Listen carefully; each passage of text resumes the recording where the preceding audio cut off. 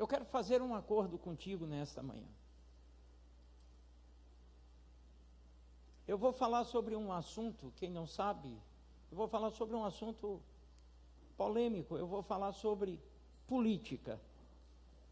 Mas eu quero fazer um acordo contigo. Eu gostaria que você não se frustrasse. É muito importante a forma como você me vê. Eu não sou cientista político, eu não sou propagandista de político nenhum. A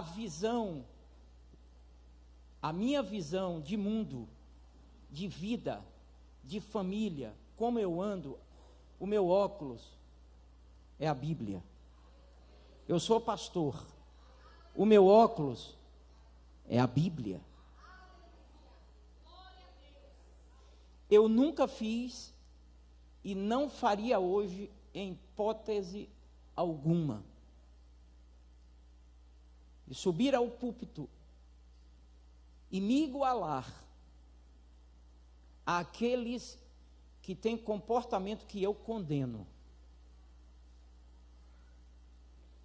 Nós vivemos num país, entre aspas, democrático. Você é livre. Você vota em quem você quiser. Jamais subirei no púlpito para mandar você votar em quem eu acho que você deve votar. Jamais faria isso e não vou fazer isso hoje pela manhã. Este não é o meu papel. Qual é o meu papel como pastor? É apresentar, histórica e teologicamente, a situação para que você tome uma decisão consciente. Ok? Eu vou te explicar como é que funciona. Eu tenho 2 filhos. Como é que eu me comporto com os meus filhos na vida? Como eu os ensino? Eu vou te dar um exemplo. Os meninos têm namoradas. Eu digo para eles o seguinte: quer ser bênção? Quero, meu pai. Quer ser abençoado? Quero, meu pai. Vá para a palavra. Lute e se case virgem. Porque a palavra, ela não falha. Isso é um princípio. Vá para a palavra. Quando você quebra princípios, você contrai tragédias.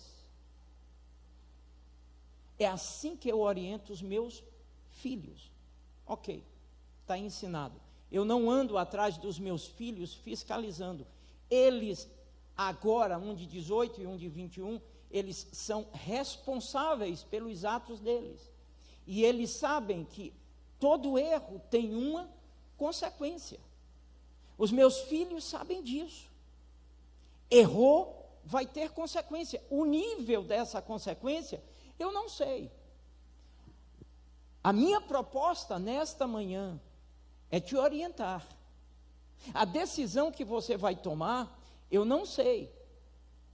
Mas a decisão que você vai tomar vai recair sobre mim, sobre a minha família e sobre a sua família.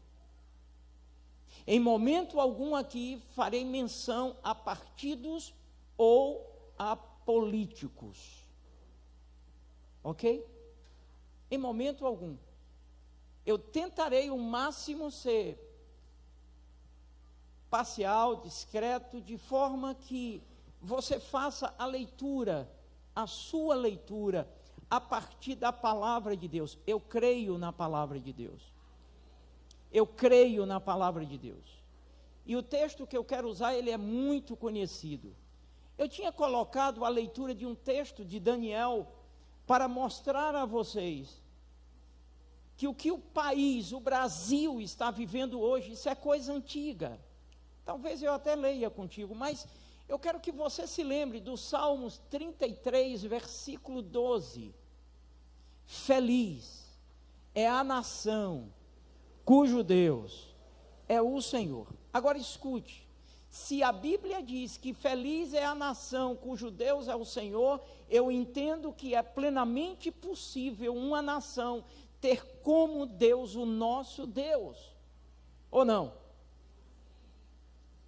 Se a Bíblia diz que feliz é a nação cujo Deus é o Senhor, e esta nação não tem como Senhor, a implicação é de que essa nação não é feliz, e a nossa nação brasileira, ela não é feliz, porque Deus não é o Senhor dela. Porque se fosse, não estaria no caos que está. Você está acompanhando o meu raciocínio? Mas eu quero te convidar a olhar um outro versículo em 1 João, capítulo 4, versículo 6.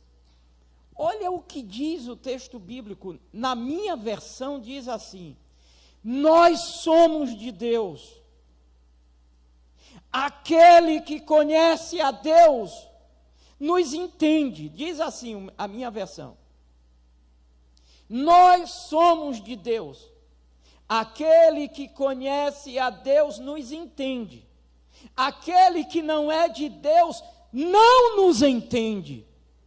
Nisto conhecemos nós o espírito da verdade e o espírito do erro. Nisto conhecemos o espírito da verdade e o espírito do erro. Eu quero que fique bem claro, como por exemplo nos tempos de Daniel, de José, homens que viveram politicamente de uma forma intensa, quando Daniel ele se levanta com uma proposta diferente, apresentando a sua fé, os governadores, os presidentes da época, eles articulam, está lá em Daniel capítulo 6, eles articulam uma maneira de tirar Daniel de cena. Igreja, escute o que eu vou lhe dizer, igreja. O mundo não nos ama. Se nós somos de Deus, o mundo não nos ama. Nós não estamos vivendo dias difíceis no país, Brasil, simplesmente por conta da economia, do desemprego, da educação, da falta de segurança. O maior problema do Brasil hoje se chama problema ético, moral. O maior problema do Brasil se chama país longe de Deus. Este é o maior problema do Brasil. O maior problema do Brasil hoje, o problema inicial que precisamos resolver, o básico, as outras coisas virão. O problema é corrupção. Veja esse vídeo. Alguns vídeos eu vou passar. Assista esse vídeo, por favor. Olha que interessante.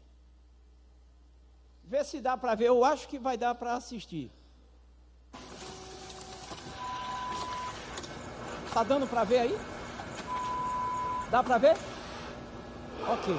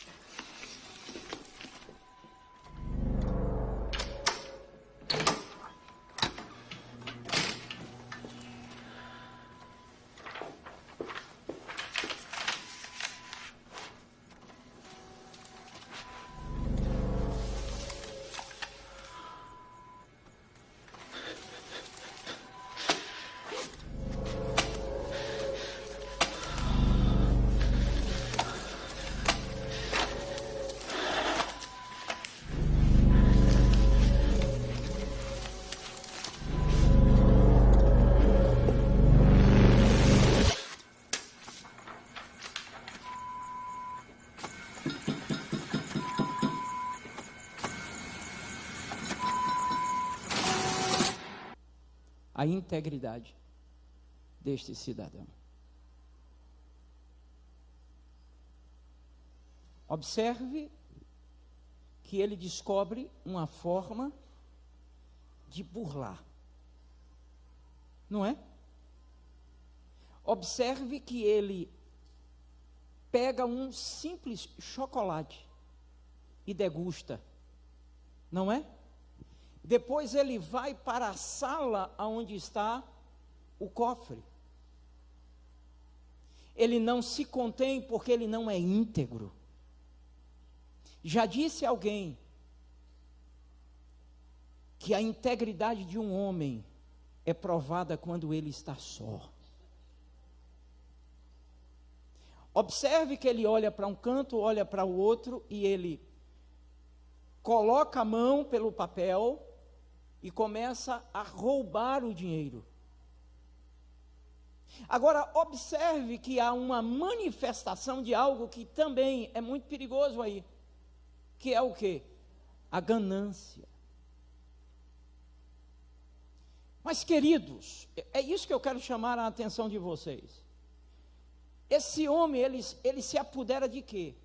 Ele se apropria de quê, melhor dizendo? Ele se apropria de um poder. Esse papel lhe dá a ele um poder que sem o papel ele não tem, tanto é que ele fica preso no cofre. O que nós vamos fazer nessas eleições, o que sempre fazemos enquanto políticos, porque todos nós somos políticos, nós participamos de uma polis. O que a gente vai fazer é dar poder. Poder para mexer com a nossa vida, com a estrutura da nossa família. Nós vamos delegar poder. E este tem sido um dos erros gravíssimos na história da igreja. Não estou falando da Igreja Batista Central, ela está inclusa, ela não está fora. Eu tenho 39 anos dentro desta igreja, eu aprendi errado. Nós aprendemos errado. Quando se fala de política, é como se estivesse falando de Satanás. Nós dependemos da política. Mas a igreja, ela nunca foi ensinada como se comportar diante da política, porque ela também se corrompe ao longo da história. Membros de igrejas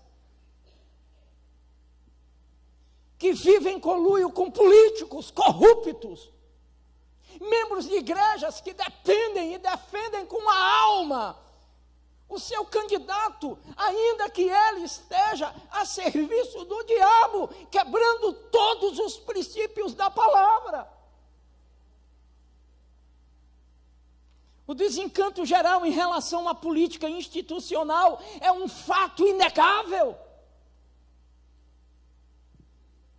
Eu quero lhes dizer com todas as letras, eu, Jadson Magalhães Limeira, não acredito em Salvador da pátria.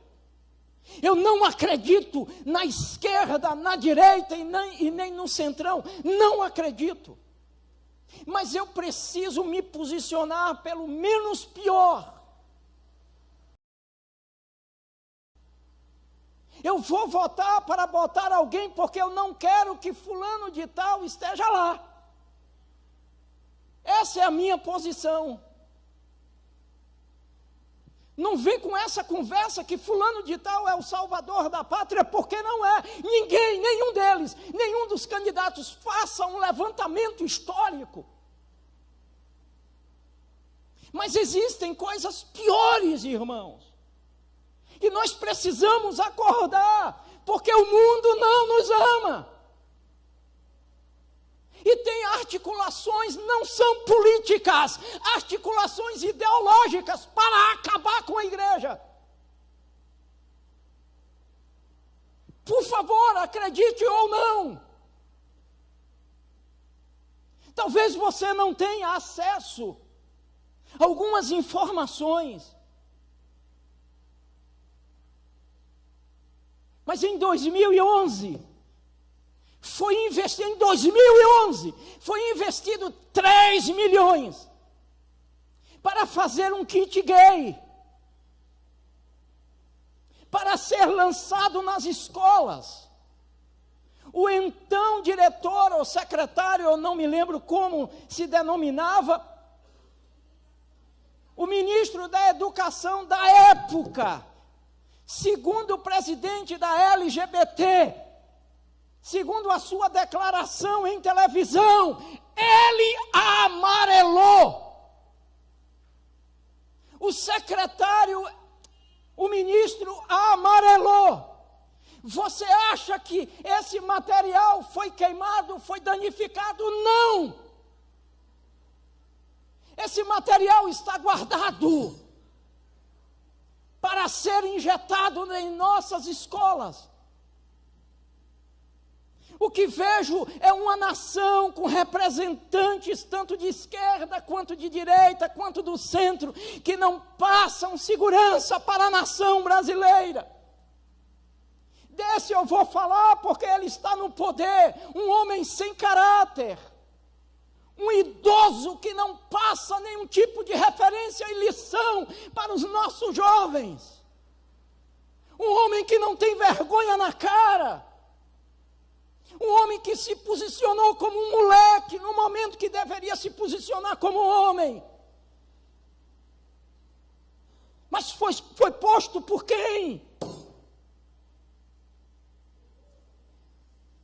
Eu gostaria de pedir que não houvesse nenhuma manifestação, porque antes de ser posto por quem quer que tenha sido, ele foi posto por mim e por você.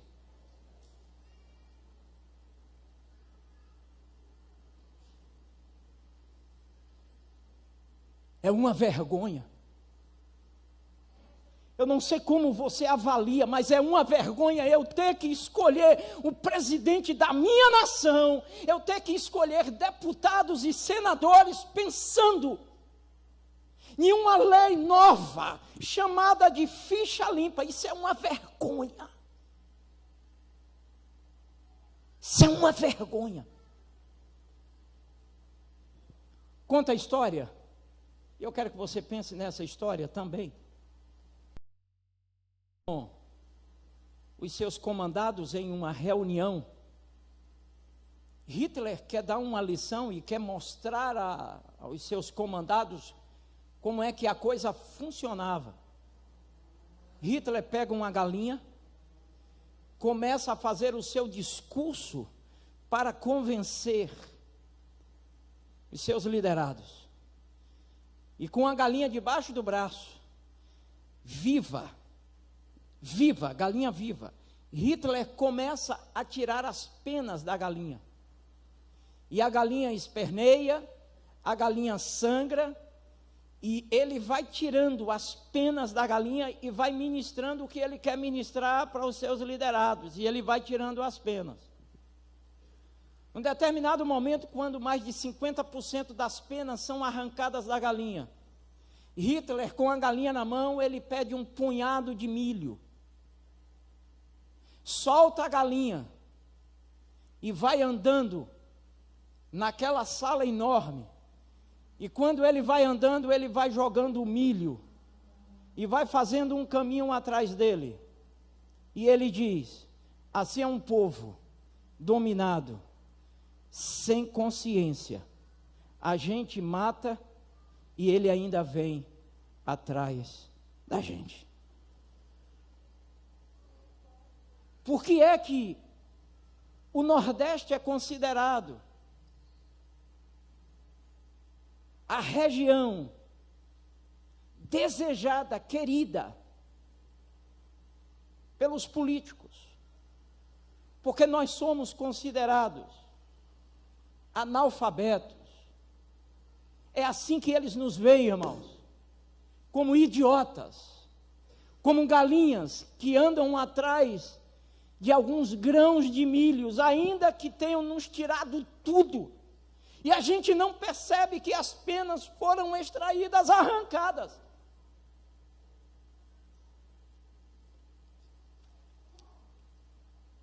Os problemas sociais, eles estão aí, exigem soluções e essas vão passar por necessidades e mediações da política. Os problemas sociais estão aí, mas, irmãos, os problemas éticos e morais são gritantes. Quem vai resolver esse problema moral e ético? Por que o Brasil chegou nessa condição? Vivemos em um país tão de desacreditados que pessoas chegam nessa igreja e ficam 2, 3, 4, 5 anos estudando a igreja, vendo quem é o pastor, vendo como é que a igreja se comporta para ver se ela fica na igreja. Isso é reflexo do mundo que você está vivendo. Isso é reflexo daquilo que estão fazendo conosco, nos tornando homens e mulheres sem fé, porque ninguém aqui acredita em político nenhum. Não venha me dizer que você acredita, que eu vou dizer que você está louco ou está mentindo.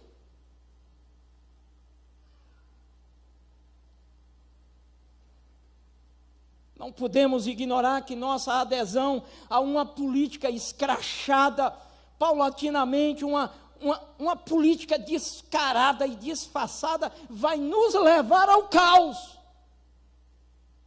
Se a gente entrar por esse caminho, nós vamos experimentar o que a Venezuela está experimentando, nós vamos para o caos. Existe uma conspiração contra a igreja do Senhor. Nós não somos cidadãos da terra, mas precisamos lutar enquanto aqui estivermos. Vão usar armas contra os seus filhos, contra você e contra mim. Nós vamos usar o quê? Joelho. Existem coisas que já foram implantadas e que vão tomando o corpo, vão se alojando no nosso dia a dia e a gente não percebe. Irmão, tudo que precisam é de poder para legalizar toda a imoralidade que já está projetada. Acredite você se quiser ou não, mas você vai raciocinar sobre isso. Eles precisam de poder para legalizar.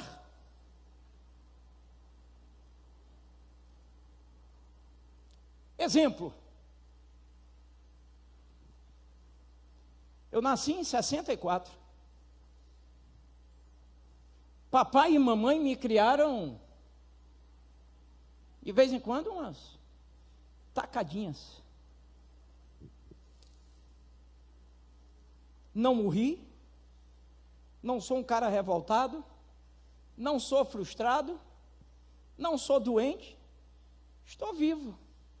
Porque toda vez que mamãe pegava para dar uma coçazinha, pegava com amor. Ela não era uma pessoa destemperada, não. Não era uma louca desvarrida, não, desvairada.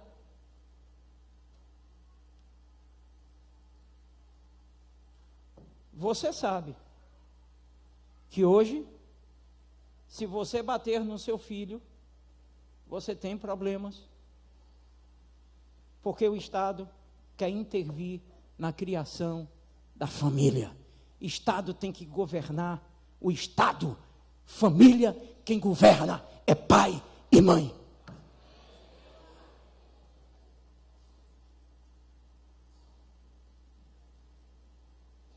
A igreja brasileira é como um cavalo selvagem. Lhe colocaram em uma cerca feita de bambu fino, mas não conhece a força que tem. Está na hora da igreja acordar. Por quê? Porque o que querem com a nação brasileira é transformar uma ideia pessoal em um comportamento social. Assista esse segundo vídeo, 9º seminário LGBT no Congresso Nacional. Por favor, assista esse vídeo. 9º Gostaria de iniciar. Congresso. Pode soltar.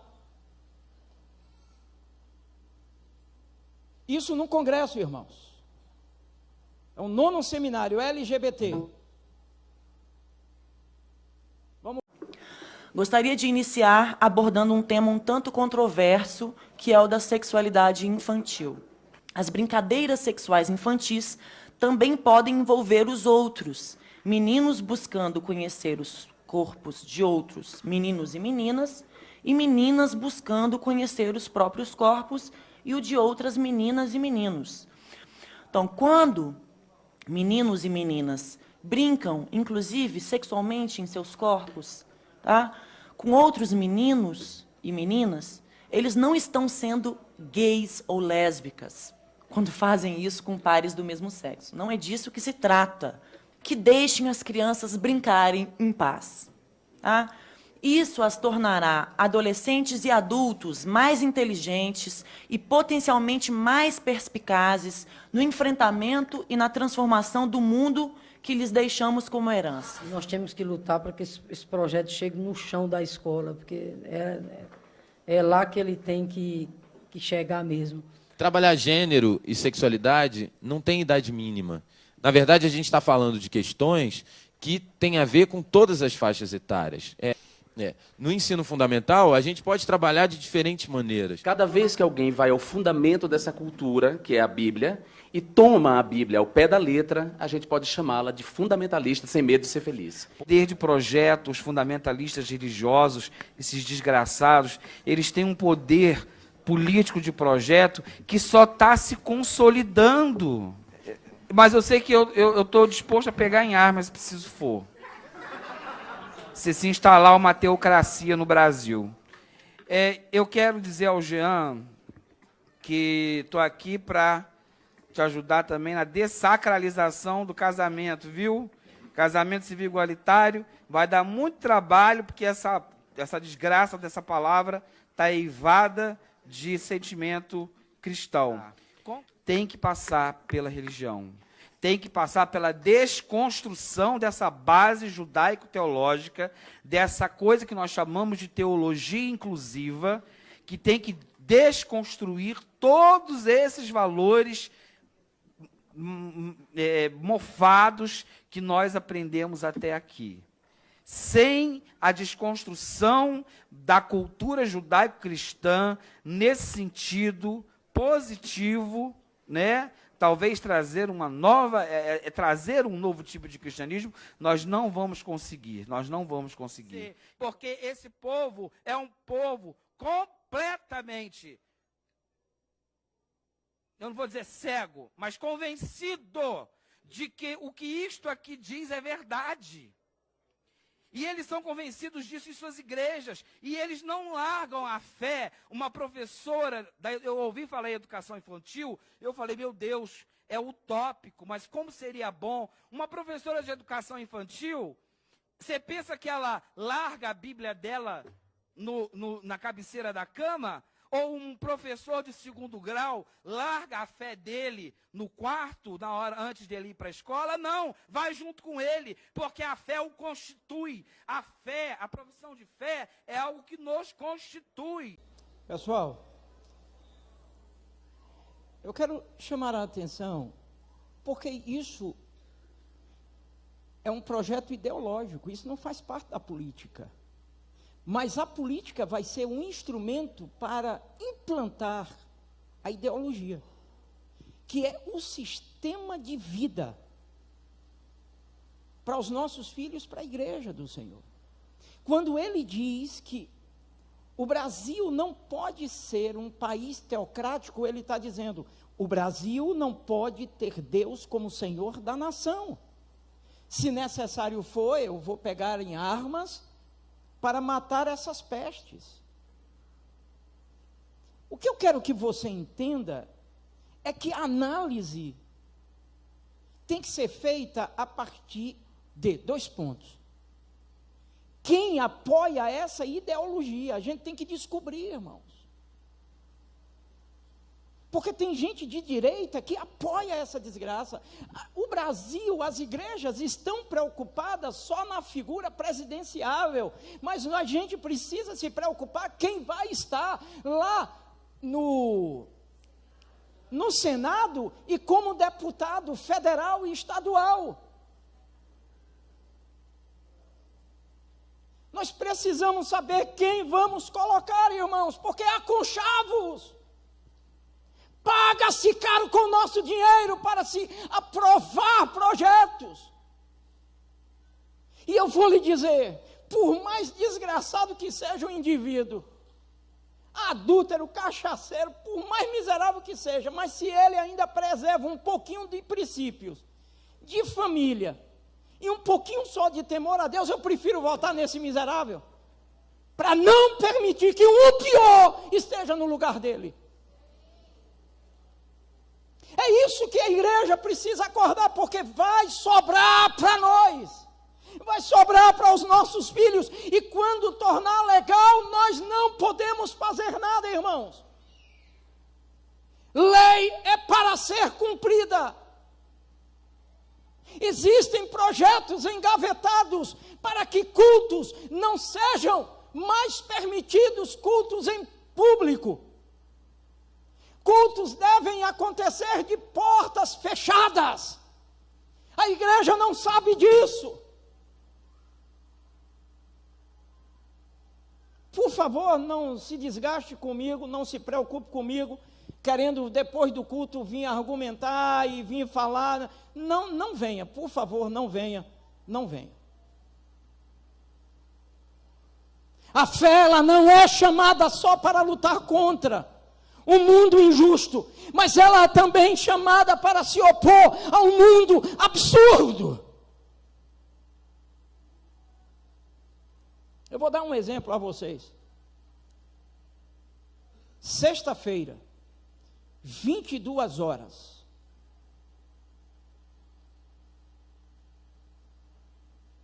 Sexta? Ou foi sexta ou foi ontem, eu não me lembro. Pastor Samuel e a irmã Tamires estavam comigo dentro do carro. Nós vínhamos do congresso aqui na Igreja Batista Alvorada e passamos ali na Getúlio Vargas, na praça de alimentação. Um grupo de homossexuais fazendo algazarras, e você percebe que é uma provocação. Duas moças, elas param e se beijam e ficam fazendo cenas indecorosas. Quem é que pode falar alguma coisa? Ninguém pode falar mais nada. Você já parou para observar que fala mal do Papa, fala mal de presidente, fala mal de pastor, fala mal de prefeito, fala mal de pai, fala mal de mãe, fala mal do cão, fala mal de Deus, só não pode falar, não é mal, você não pode fazer nenhuma citação sobre questões homossexuais. Vai chegar um dia, se a gente não se posicionar, a gente não vai poder nem falar de púlpito. E aí não vai ter pastor, porque um pastor sério, ele vai falar. Aí vai preso. Aí liberta ele, ele volta de novo e fala de novo, vai preso, vai ficar sem pastor. Porque um homem sério, um líder sério, alguém que tem convicções bíblicas, não vai ceder nunca a esses desmandos. O grande problema é que o politicismo vem anulando a fé e a igreja não vê. O grande problema é que querem a manutenção da miséria para fazer o jogo político. Uma coisa que não é de agora, eu sempre fui contra. Vocês querem ver uma coisa, irmãos? Eu não vou debater agora, isso não é debate, aqui eu estou fazendo um discurso. Eu questiono muito esse negócio de cotas. Mas você sabia que na UFES agora estão lutando para que gays também tenham cotas para fazer o vestibular? Agora me diz uma coisa, o que é que tem a ver isso? E a alegação, sabe qual é? É que sofrem bullying nas escolas. E aí, porque sofrem bullying nas escolas, tem que ter direito a cota para fazer vestibular e passar. sem concorrer com os demais, enquanto que aqui na declaração daquela moça diz que o gay é mais inteligente do que o hétero. Você está entendendo que a questão é muito mais profunda do que nós imaginamos? Porque quem torna toda a sujeira legal é a política, irmão. Por enquanto, eles não podem adentrar aqui e falar e fazer o que eles querem. Não podem, porque nós estamos debaixo de uma lei, nós estamos amparados pela lei. Mas quando a lei sai, nós ficamos desamparados. Eu vou te dar um exemplo. Eu vim andando perto da minha casa e eu esqueci daquele miserável. Eu vim andando.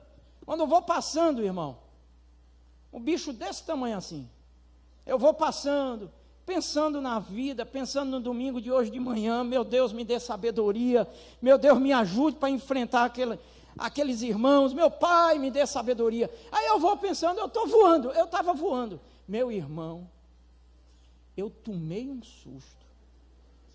O miserável do cachorro foi...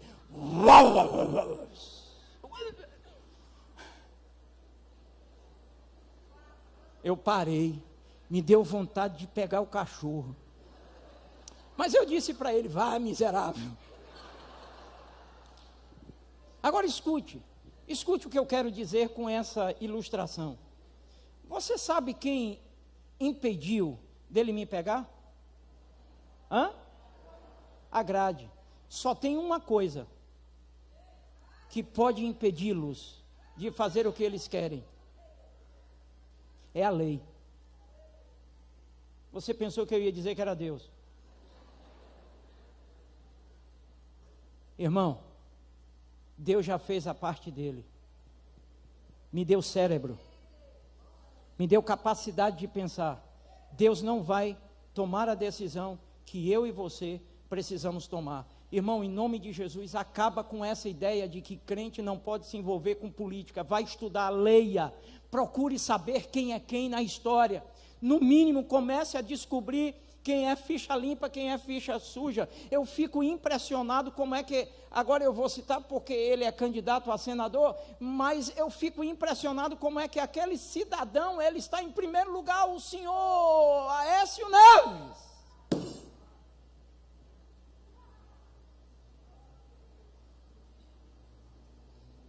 O laicismo militante deseja excluir Deus e a religião da praça pública. Pasmem!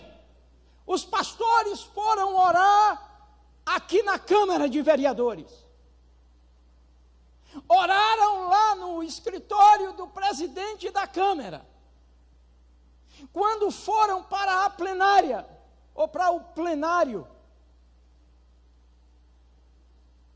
o pastor perguntou, posso orar? O presidente disse, não, o nosso país é laico. E a turma começou a gritar, ora, não os pastores, mas os vereadores, ora, ora. Aí teve que entrar um vereador para fazer a proposta na Assembleia. Como se nós estivéssemos promovendo o mal. Orar é o mal. Você está preparado para viver e passar o que Paulo e Silas passaram, porque começaram a falar de Jesus lá em Filipos. Foi cortado o lucro, porque a moça que era propagandista do inferno foi liberta. O problema é muito mais profundo do que a gente está discutindo candidato A e candidato B, irmão. Existem projetos diabólicos para destruir a igreja, para destruir a família. Elimino toda expectativa messiânica. A última parte do homem a se converter não é o bolso, é o fascínio pelo poder. A última parte do homem a se converter não é o bolso, é o fascínio pelo poder. A nossa crise é uma crise de ética. A revelação bíblica tem a ver com todas as áreas da vida e não somente com a vida espiritual. A revelação bíblica tem tudo a ver com o Cristo que transforma, o Cristo transformador da cultura. Estude a história e você vai ver que nos séculos 16 e 17, pastores, cristãos, líderes, avivalistas lutaram na política para terem um mundo melhor.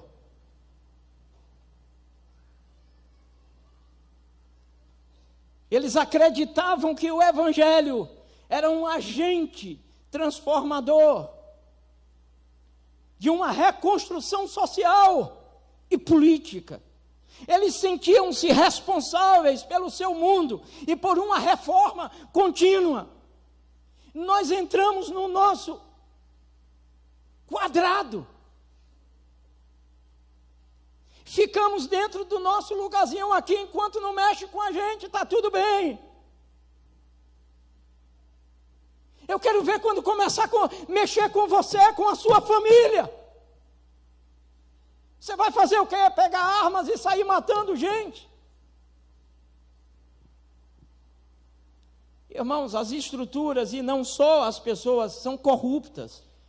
E precisam de reforma, precisam de luz, precisam de Jesus, precisam da palavra, precisam do reino de Deus, e a igreja precisa se mobilizar, não só dando um voto certo, a igreja precisa se mobilizar todos os dias da vida, testemunhando, sem se corromper.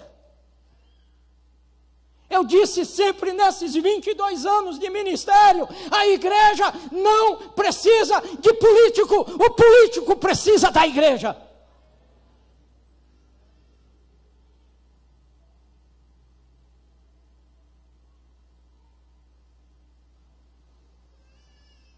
Os irmãos dos séculos 16 e 17 queriam que a vontade de Deus fosse vivida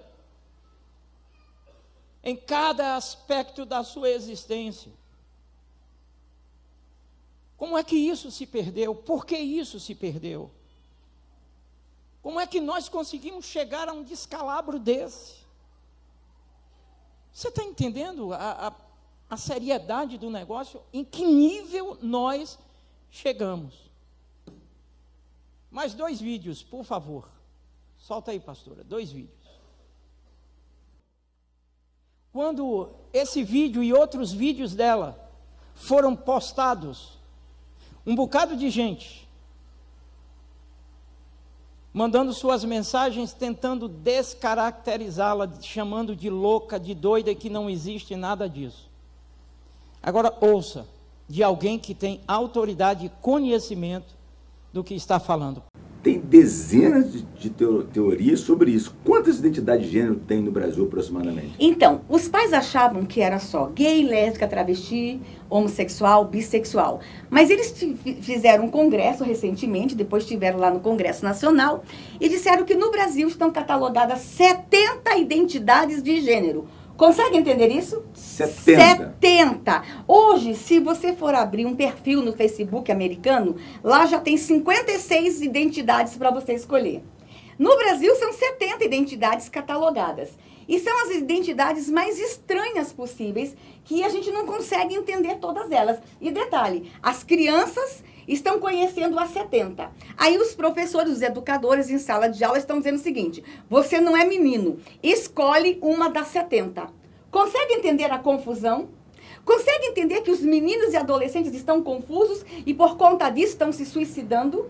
Estão se cortando, estão em depressão, porque nós estamos confundindo as crianças em suas identidades biológicas. É biologia. Por exemplo, bispo, vou lhe falar de uma das 70. Veja só, eles estão dizendo para nossas crianças que elas podem ser pansexual. Você sabe o que é pansexual? Pansexual. Vou explicar para vocês, papai e mamãe. Seu filho de 12 anos já sabe o que é pansexual. Já aprendeu na escola. Pansexual é a pessoa que se relaciona com tudo e com todos. É a pessoa que tem relação sexual, que se apaixona por tudo e por todos. Nós temos uma mulher nos Estados Unidos que se apaixonou por uma árvore e está pedindo permissão para casar com a árvore agora. E eles mostram como exemplo do mais famoso pansexual brasileiro, o cantor de rock ser gay, aquele senhorzinho de idade já. Ele é considerado pansexual. O ser gay já deu entrevistas por aí falando que ele estava apaixonado, que ele estava se relacionando com uma bicicleta. Então, isso é o pansexual. Agora, o senhor veja a minha preocupação. Pansexual é o que se apaixona por tudo e por todos. Atrás de tudo está animais? Entenderam?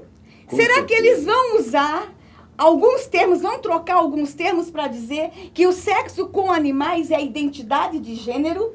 Ah, então aquela exposição do Queer Museu foi coincidência? Foi por acaso? Não. Já estão falando de sexo entre homens e animais. E aqui quero dar um recado para o Brasil. O Canadá, em julho de 2016, já legalizou o sexo entre homens e animais. Procure no site jurídico. E vários sites de notícias passou também. Então, daqui a pouco, zoofilia vai ser pansexualidade? Se apaixonar por tudo e por todos? E a minha outra preocupação, atrás de todo está a criança? Será que se apaixonar por criança será pansexualidade? Pedofilia vai ter outro nome? Percebam que a ideologia de gênero, ela é desastrosa. E nós temos que fazer a resistência a essa ideologia de gênero. Tem um projeto de lei lá no Senado que é para transformar a homofobia em crime de racismo. Olha, bispo, primeiro que gay não é raça. Eles querem transformar em crime de racismo. Então, se um pastor lê que a homossexualidade é pecado, porque na nossa Bíblia fala que é pecado, nós amamos os homossexuais, mas nós temos uma Bíblia. Esse pastor poderá ser processado por racista. E ele vai ser preso porque o crime de racismo ele é inafiançável e imprescritível. Temos uma outra proposta de lei no Senado, na Câmara, que é para transformar a homofobia em crime contra a humanidade. Como se fosse crime de tortura, tipo o nazismo. Consegue entender? Então, eles estão agindo, eles estão atuando de uma forma muito agressiva. E nós vamos precisar ter a nossa bancada para fazer o enfrentamento. A desconstrução de identidade e a desconstrução da família. E isso está sendo feito em sala de aula a partir de 3 anos. Deixa eu mostrar aqui uma imagem. A produção pode colocar. Olha esse livrinho aqui. O grande, maravilhoso livro das famílias. As famílias. Quando mostra a nossa família, olha como que é a nossa família. É um grupo de caipira. Olha a mãe torta, horrorosa, o pai caipira. Mas quando mostra a outra família, olha como a outra família é bonita. Isso para 3 anos de idade. Olha o papai gay como é bonitinho. Olha o tênis da moda do papai gay. Agora, olha a bota do papai hétero. É um caipira. Esse outro livro aqui, ó. Bem-vindo à família. Esse outro livro que eu vou mostrar agora para criancinhas de 3 anos. Veja só. Tá o menininho da família hétero mostrando o papai e a mamãe. E o menininho da família alternativa mostrando seus 2 pais. Observe as 2 crianças. O menininho da família hétero tem carinha de bobo. E o menininho da família alternativa tem carinha de inteligente e descolado. Em um livro, os nossos meninos são caipiras, no outro é bobo, nerd e retardado. É assim que eles estão mostrando para a criança, que a família tradicional é coisa feia, é coisa do passado, é coisa superada. As famílias alternativas é o legal. Consegue entender até onde vai a intenção deste povo? Lá na primeira infância. Lá, começando com as crianças. E indo para a adolescência, e aí vai para a televisão, para o jornal, para a rádio, vai para tudo. Eles ocuparam todos os espaços. O Congresso Nacional ainda pode ser o lugar da resistência. Completar essa entrevista com uma outra entrevista que eu vi, televisiva. Eu não trouxe por conta do tempo, mas o homossexual, ele foi entrevistado sobre essas cartilhas serem distribuídas nas escolas, o que ele achava.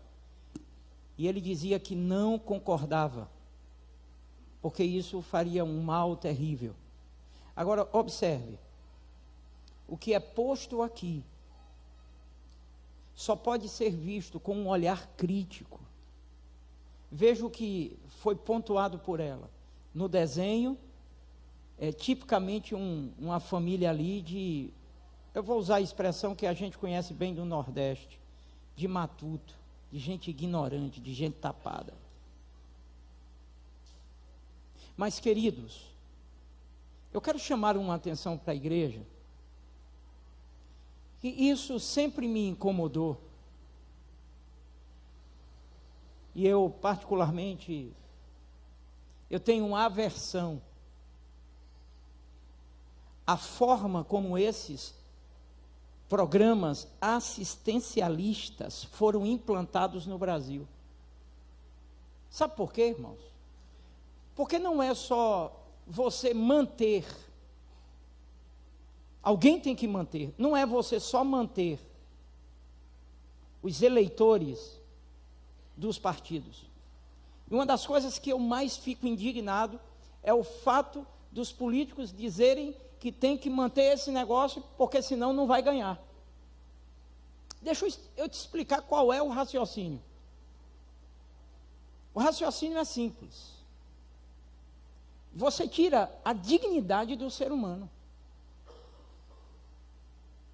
Esse negócio de bolsa, bolsa família, bolsa pão, bolsa preso, bolsa ladrão, bolsa tudo, isso rouba a dignidade do indivíduo.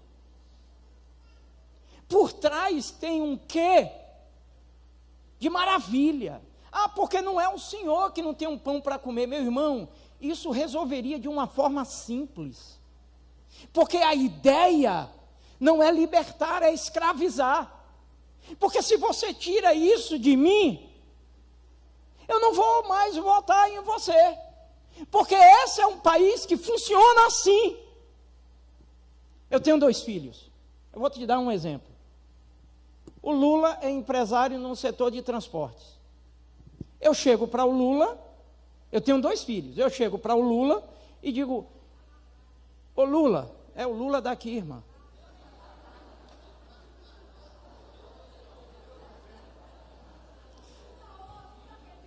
Renato é empresário.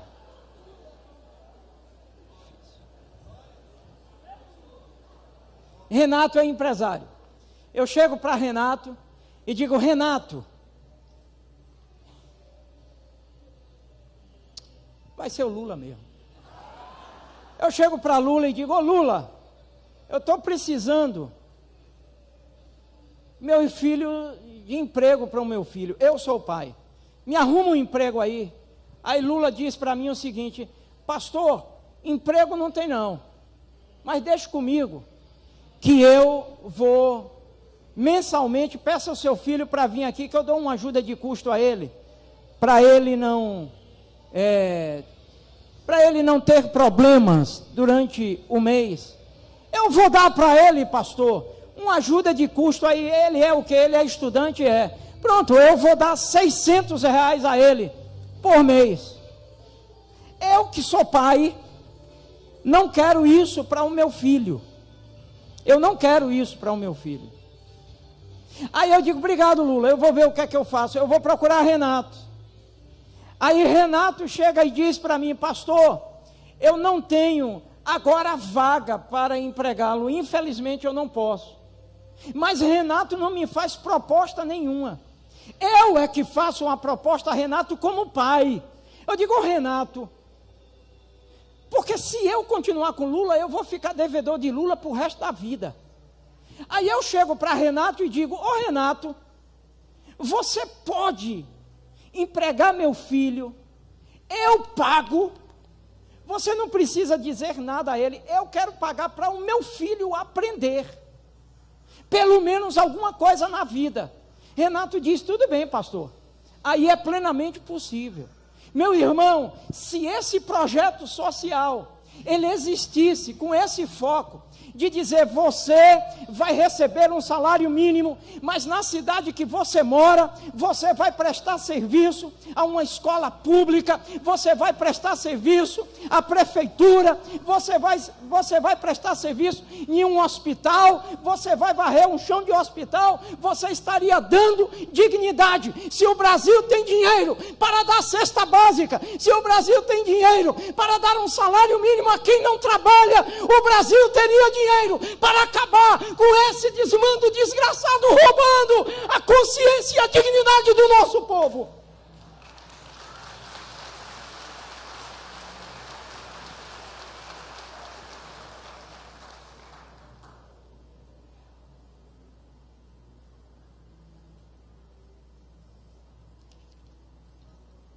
Isso dói, irmãos.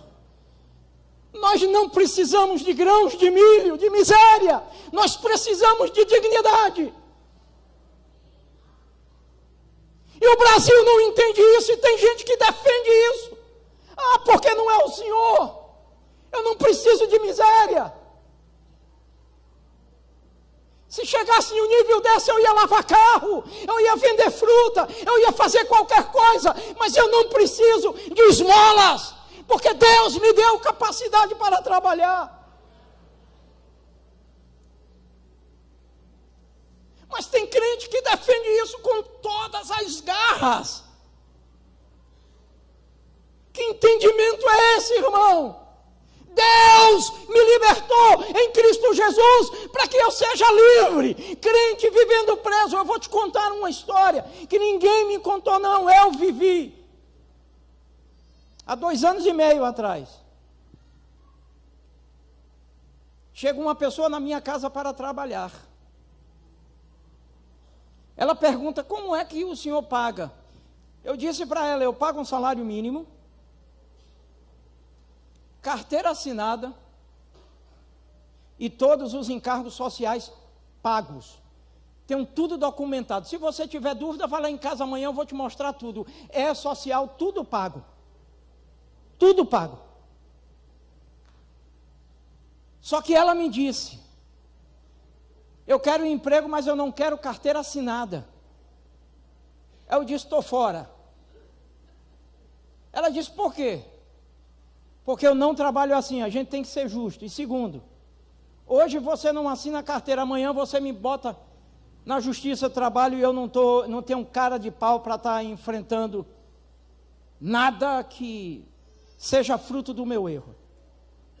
Se não serve para você assim, tudo bem. Eu perguntei a ela, por que você não quer assinar a carteira? Ela disse, porque eu recebo Bolsa Família. E se eu assinar a carteira, eu vou perder. Você está entendendo como dela foi roubada a dignidade? Ela prefere receber X, que era menor que o salário mínimo, a ter que trabalhar com dignidade, dizer, eu trabalhei, no final do mês, eu recebi. Eu não estou dizendo que deveria arrancar isso, eu estou dizendo, se o país pode pagar, se eu posso pagar ao meu filho para trabalhar com o Renato, eu vou pagar ao meu filho para trabalhar com o Renato, para ele não aprender a ser miserável, para ele não viver sem dignidade. Isso eu faria. Agora,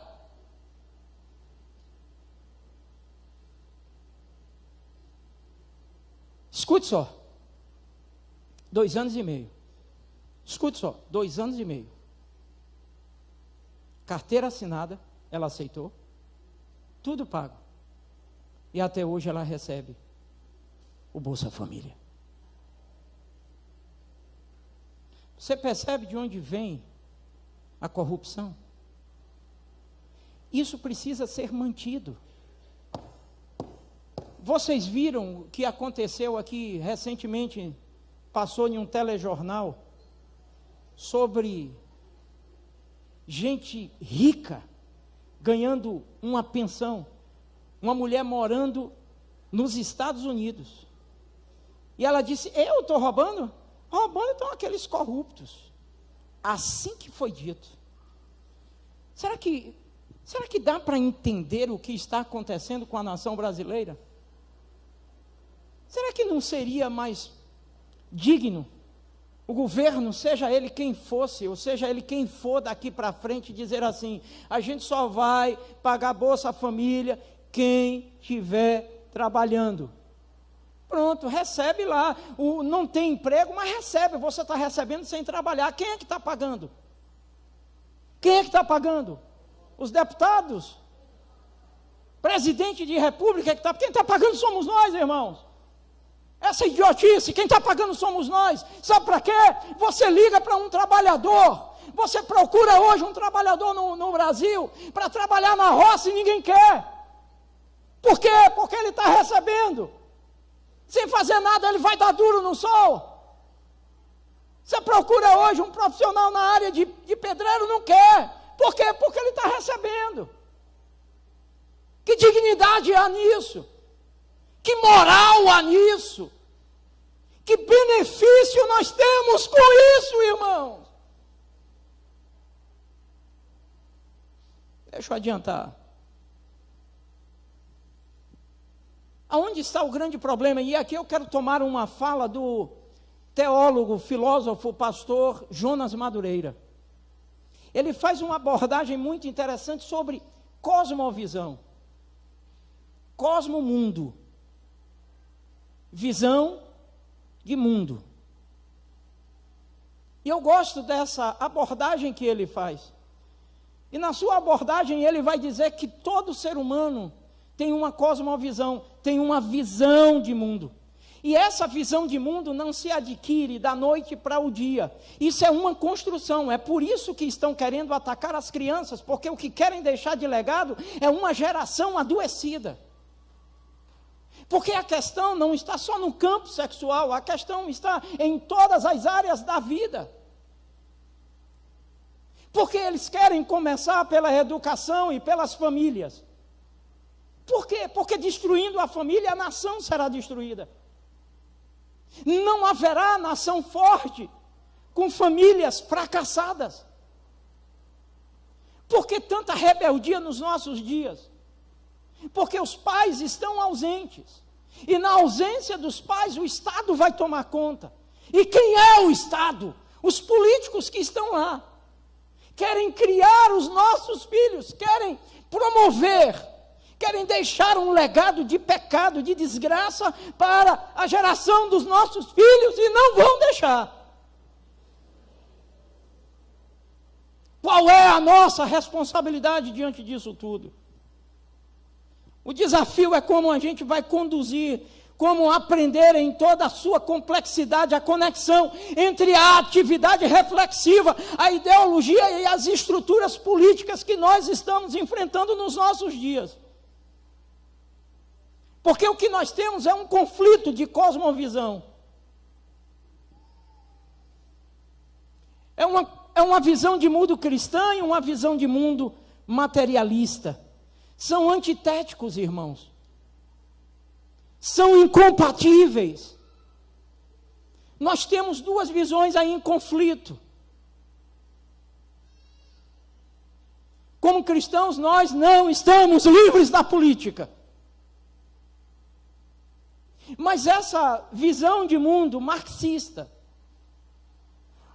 quando a palavra de Deus diz que o diabo, ele é astuto, o diabo é astuto.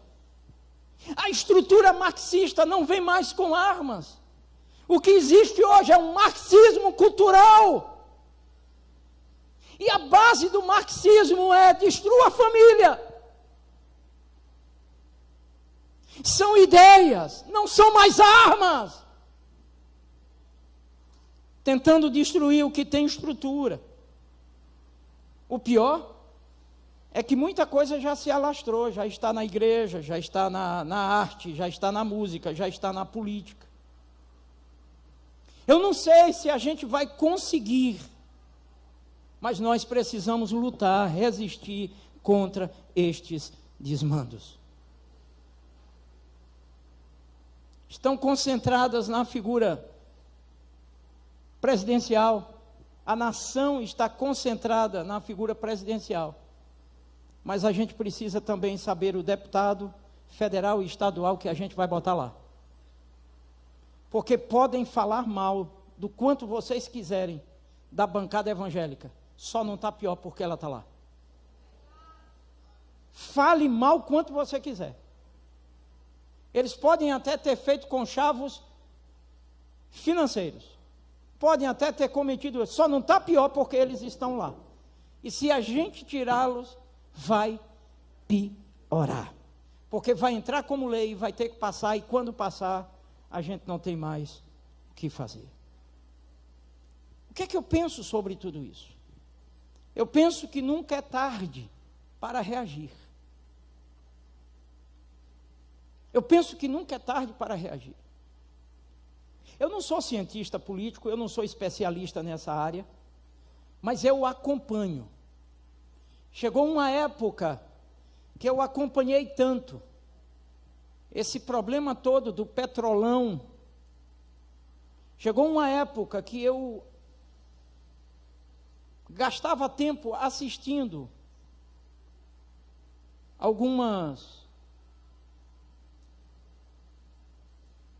alguns elementos que foram denunciados, alguns julgamentos,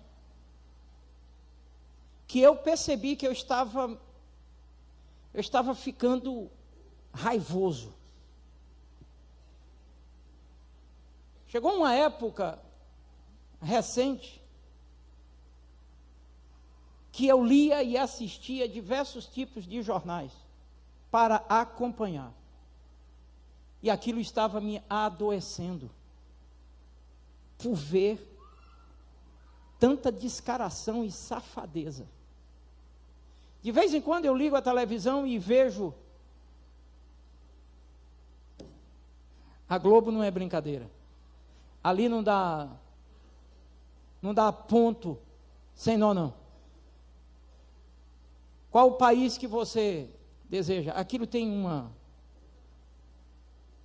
E é interessante. Tudo que é pedido é educação, segurança. Claro e evidente que aquilo ali é selecionado, eles só botam o que eles querem. Eu penso que, apesar do caos, se a arma que eu tenho é fazer uma escolha, eu tenho que fazer uma escolha debaixo de oração, de sensatez. Repito, a minha decisão é pelo menos pior. Acredita? Para mim, na minha leitura pífia, rasa, superficial, leiga, indouta, de um cidadão brasileiro, nenhum dos candidatos tem um perfil que eu gostaria que assumisse a nação brasileira. Nenhum. Vou arriscar. Naquele que eu acho menos pior. Naqueles que eu acho menos pior.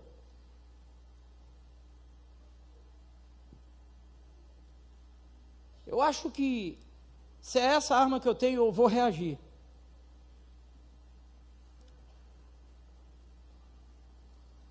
Porque é possível que cheguemos a um tempo que muita gente vai precisar morrer para manter a nação. Nossa luta não é contra carne e sangue. A nossa luta não é contra pessoas. É contra principados e potestades, usando pessoas para nos alcançar. Tu entende isso? Tu entende isso, irmão?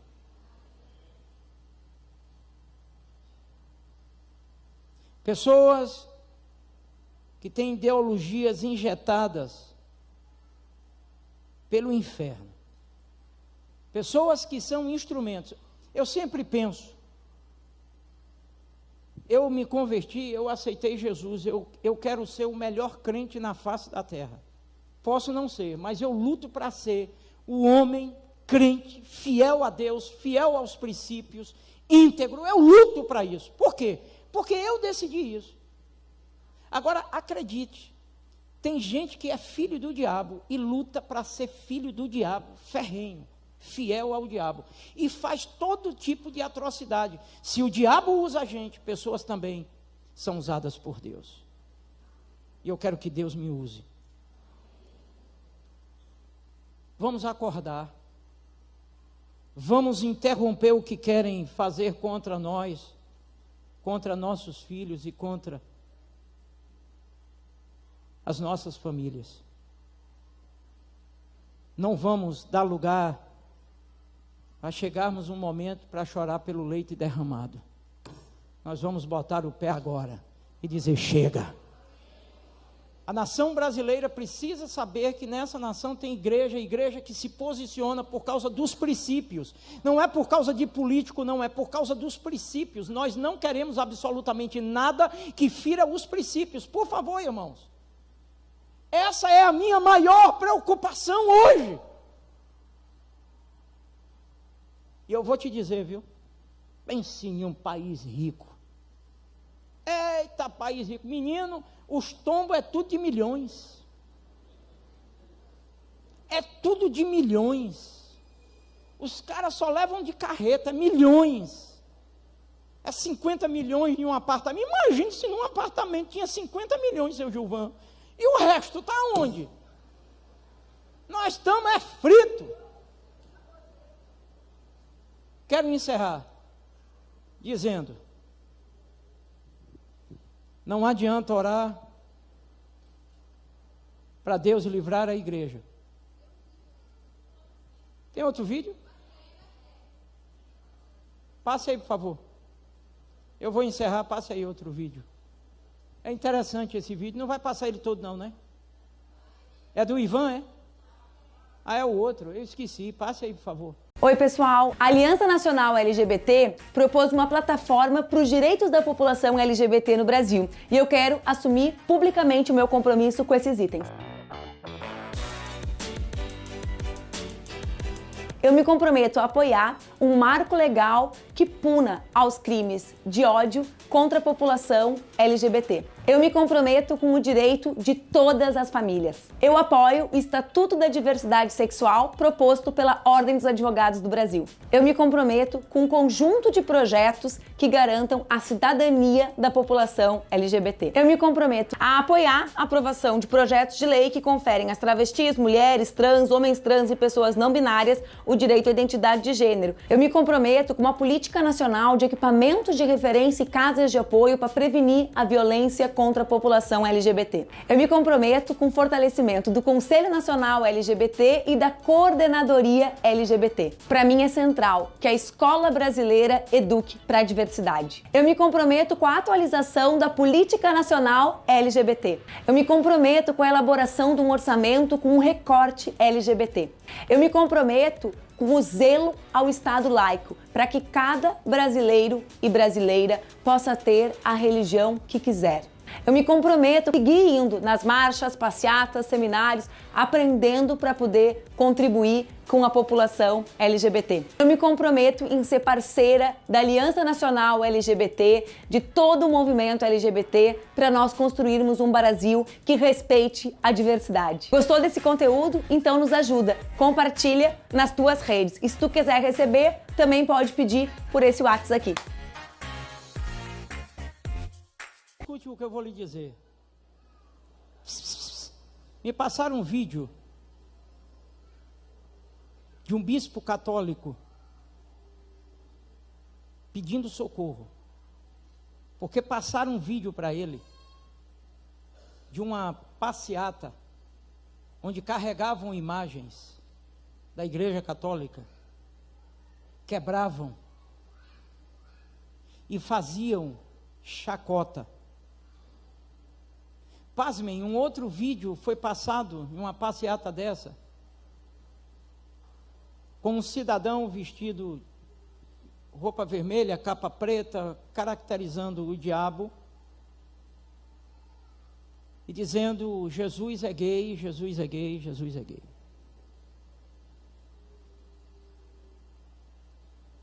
Esse é o tipo de anarquia que querem implantar.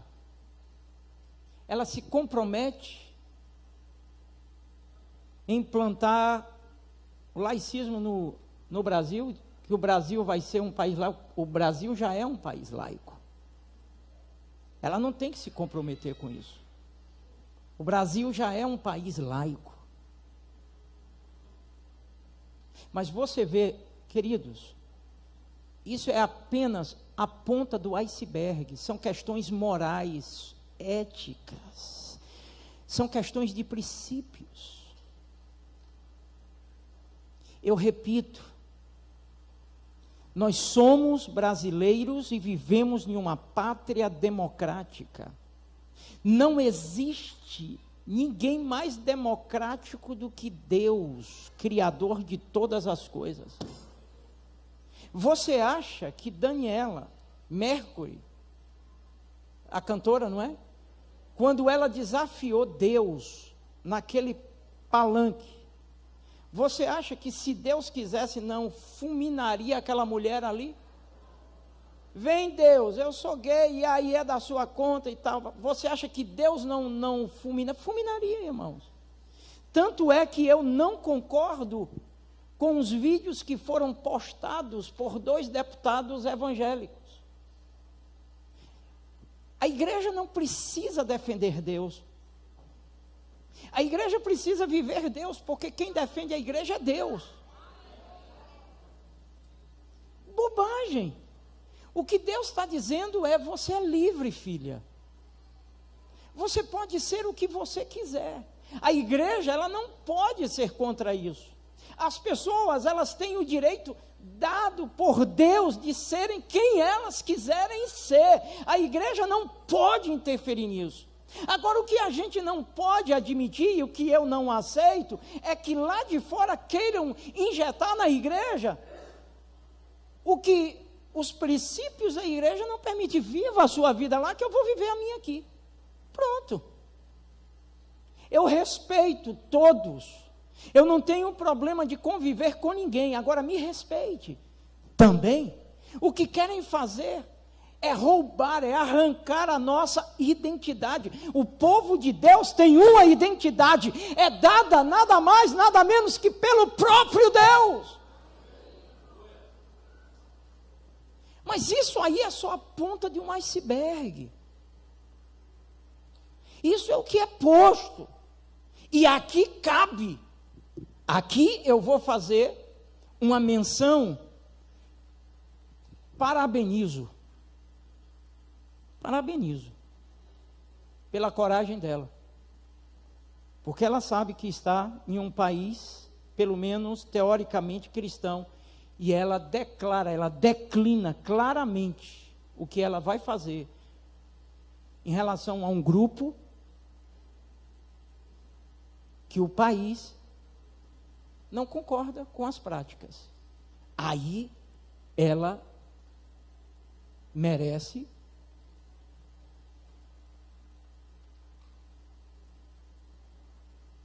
É isso que eu falo. Por que é que os filhos das trevas se posicionam e a gente não se posiciona, irmãos? Queria ver você no seu trabalho, na sua universidade. Não, rapaz, eu sou crente, eu creio em Jesus, eu amo a palavra. Otário, idiota, babaca. E você vai...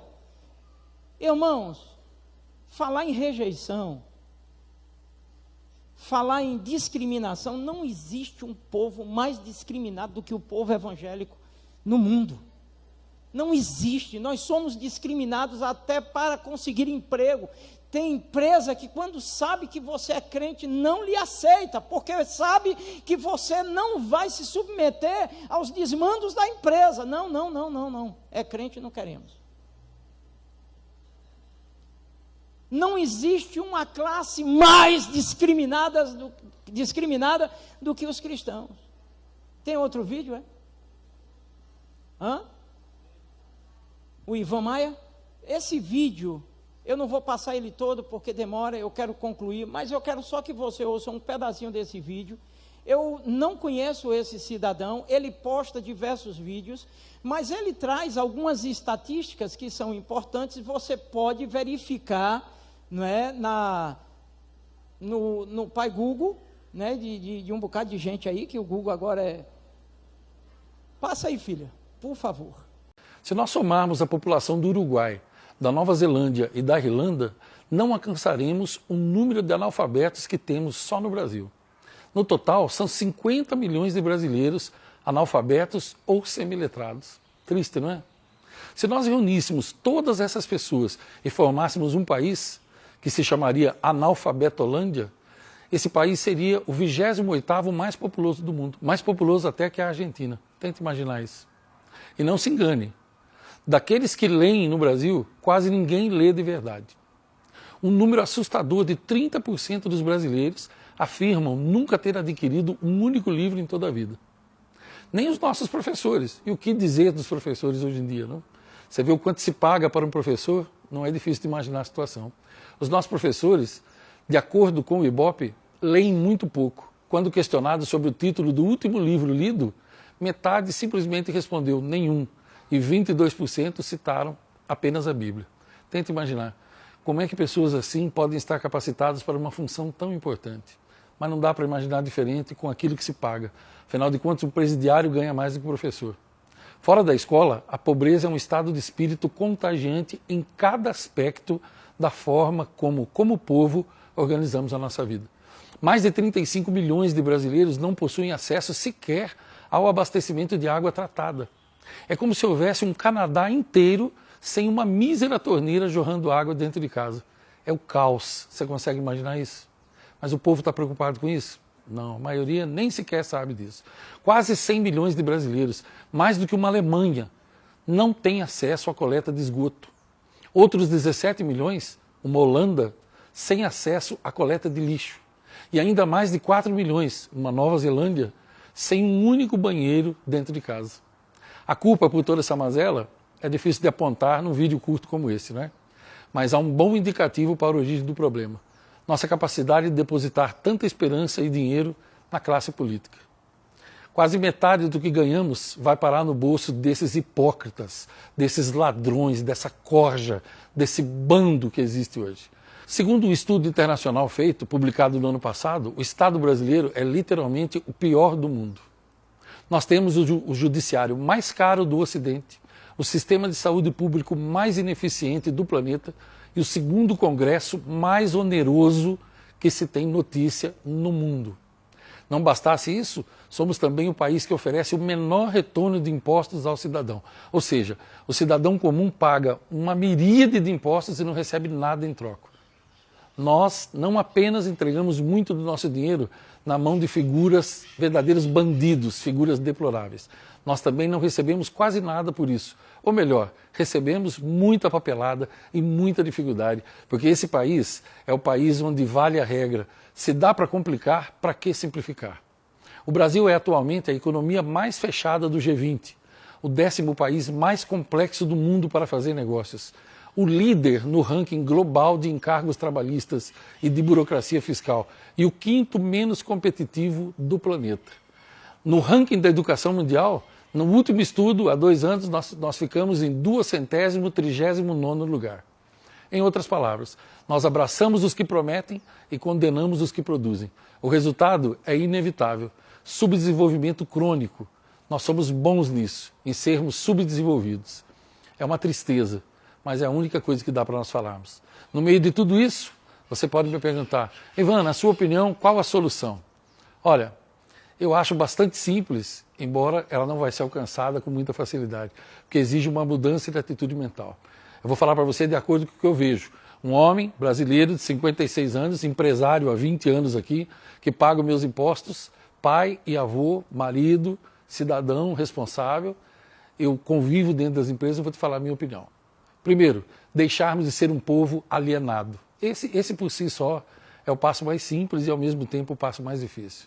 Deixarmos de sermos alienados. Alienados como? Alienados, um povo que festeja nada. Um povo que é estuprado todo dia e festeja o estuprador. Um povo que se alegra vendo imbecis correrem atrás de uma bola de futebol enquanto ganham milhões e depois volta no outro dia para ganhar um mísero salário e sacolejar dentro do ônibus. Mas achei muito interessante, coloque no YouTube e ouça na íntegra o que esse moço considera. Quando ele vai falar, por exemplo, de um brasileiro, Neymar, que ganha uma fortuna incalculável. E a gente se embebeda com essas coisas. Enquanto o país estava afundado em crise política, o brasileiro estava afundado na frente da televisão assistindo a Copa do Mundo. Então, olha que coisa interessante, foram educados, show de bola. Obrigado, pessoal. Bom, então, eu quero concluir essa ministração dessa manhã, esperando em Deus, olha para cá, esperando em Deus. Parar o som para não chamar a sua atenção, você fica, eu acho que aí é a caminhada do folclore. Ah, é passeio ciclístico, é? Ah, ok. Tá bom, então é o passeio ciclístico. Deve ter um bocado de crente aí. Deve ter. Você parar aí, deve ter meio mundo de crente aí.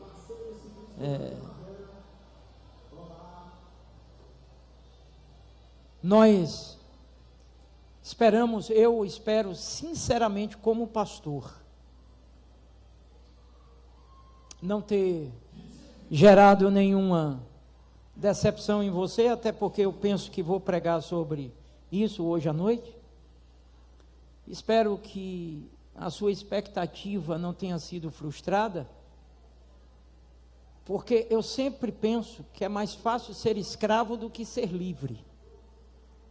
Mas eu não trabalho exercendo o poder sobre aquele que já é livre. Trabalhar com escravo é fácil. Tiago, faz favor, vem aqui. Tiago é meu filho, faz favor, vem aqui. Agora volte. Agora venha. Você é doido de me desobedecer? Volte. Não, volte. Poxa, desobedeça não, rapaz. Agora venha. Escravo é assim, ó. Ele vai e vem quando eu quero. Mas o livre, não, fica aqui. O livre, ele sabe se deve ir ou não.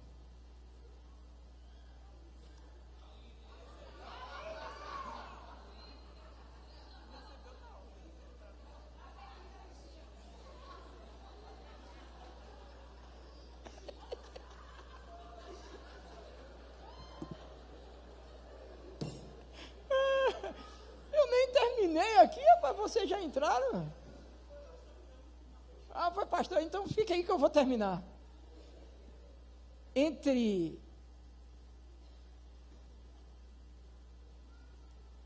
introdução, desenvolvimento e conclusão, eu fui atrapalhado, então deixa eu desatrapalhar aqui. Mas essa é a camisa para a festa de tabernáculo. Se você tiver afim, adquira a sua camisa. Esteja aqui conosco sexta-feira. Tá bonita. O significado é Yud-Rei Vav-Rei. É o nome de Deus. Yud-Rei Vav-Rei. Ok? É de cá para cá. Não, aqui é Id. É de cá para cá. Porque você. Aqui é o Yod. Aqui é. Manda uma aula de hebraico, moço. Então, os manequins, né, estão apresentando a camisa da festa, né? Rapaz, esse menino é bonito demais. Tu é filho de quem, menino? Não é bonitinho esse menino? Oh, Jesus. Obrigado. Ah, não, na apresentação não se diz preço, deixa lá. Na apresentação não se diz preço, a gente apresenta, hein? Ah, sim, obrigado, Rosânia. Vai estar exposta lá no 133.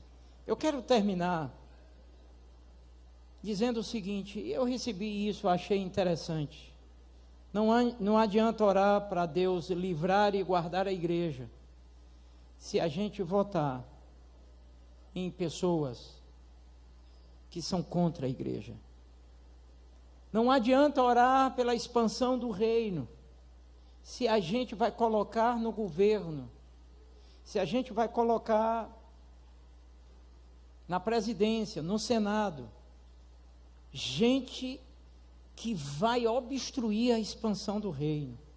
Não adianta a igreja orar por família se a gente votar em gente que não quer família dentro dos moldes bíblicos. Não adianta orar pelos drogados e colocar centro de recuperação se a gente vai votar em gente que quer legalizar as drogas. Não adianta, igreja. Desculpa a expressão, é enxugar gelo.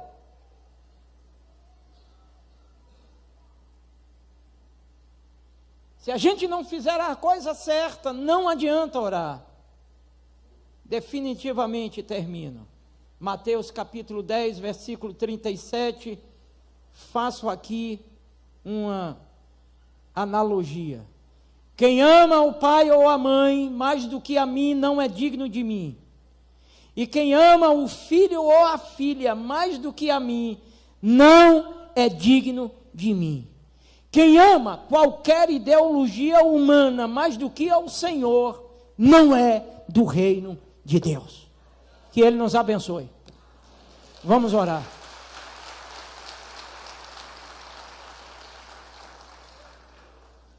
Que dia é o dia da votação? Dia 7. Eu quero fazer um pedido à igreja. Eu quero fazer um pedido à igreja. Agora é o que nós bem podemos fazer. Depois, eu não sei, mas eu quero pedir à igreja. Nós temos o dia todo para votar. Quem vota aqui em Feira de Santana, quem não vai viajar, eu quero convocar, eu quero pedir, por favor, pelo amor de Deus, vamos chegar aqui nesse dia, 8 horas da manhã, vamos orar até meio-dia, vamos dobrar os joelhos pela nossa nação, vamos chorar.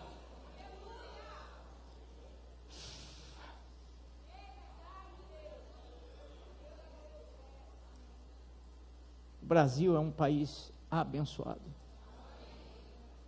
O Brasil é um país bom.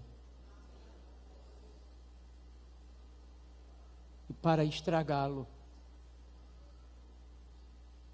é só mudar a ideologia. Nós ainda podemos sair nas praças, nos lugares. O SOS Sertão pode sair no interior da Bahia, pregar a palavra de Deus, entregar a cesta básica. O Impacto pode fazer isso. Pode chegar um dia que a gente não vai ter mais direito para fazer isso. Mas o quanto pudermos lutar, vamos lutar. A questão aqui, irmãos, não é política, entenda. Você é livre, você pode votar em quem você quiser, em partido que você quiser, mas a partir de hoje, você que está aqui, você vai saber, você tem noção básica da responsabilidade que você tem. E eu espero que você não seja tolo, que você não seja enganado, que você não faça conchavo com o inferno. Se você é crente, filho de Deus, essa turma não ama a igreja do Senhor. Vamos orar. Pai, eu te agradeço por esta manhã. Eu te agradeço pela nação brasileira, pela oportunidade que temos de viver o Evangelho livremente. Eu te louvo, Pai, porque podemos nos reunir tranquilamente no Teu nome. Eu te agradeço, Senhor, porque temos a Tua palavra como norteadora da nossa vida, como bússola para a nossa vida. Tudo que eu te peço nesta manhã é sabedoria e discernimento. Ó Deus, para interrompermos toda uma articulação, uma estruturação diabólica para afetar a nação brasileira, afetando assim as famílias. Nós repreendemos, ó Deus, toda ação maligna. Queremos te pedir perdão porque permitimos roubar a nossa dignidade. Pedimos-te Pedimos perdão ao Senhor porque nós permitimos viver com esmola. Te pedimos perdão pela corrupção brasileira. Cura a nossa nação, mas nos ajude a fazer a coisa certa, para quando orarmos, sermos atendidos. Que seja a tua palavra aquela que vai nos orientar a fazer a coisa certa, porque nós cremos na tua palavra. Feliz é a nação cujo Deus é o Senhor, e é isso que queremos para a nação brasileira: Jesus como o Senhor do Brasil. Amém e amém. Deus te abençoe. Vai em paz.